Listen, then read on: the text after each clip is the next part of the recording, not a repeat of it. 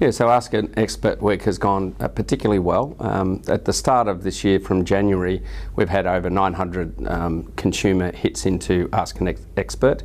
But this week alone, since we launched Ask an Expert, we've had over 420 consumer inquiries into Ask an Expert, which is a great result, given this is a social media campaign and it involves no advertising or any description in print.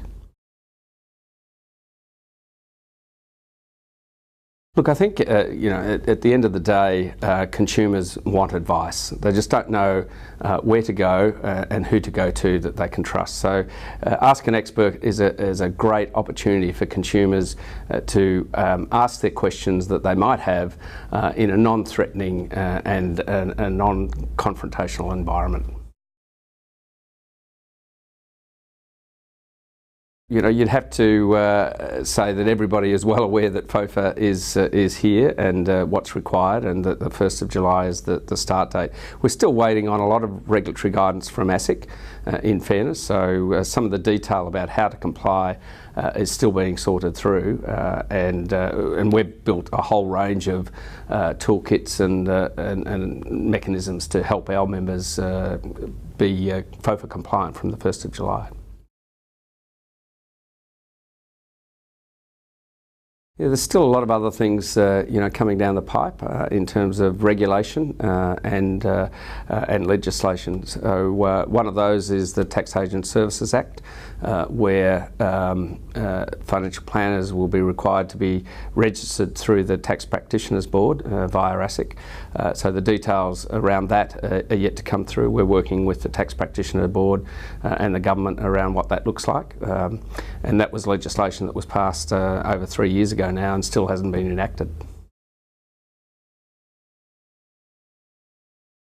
Our members, it'd be fair to say, are feeling like there's been a significant amount of legislation and a significant amount of change that they've had to cope with on top of the global financial crisis and the impact that that's had on both them and their clients. So, there's certainly, in terms of the things that they've had to cope with, there's certainly been a huge amount of activity and requirements and changes that they've had to go through.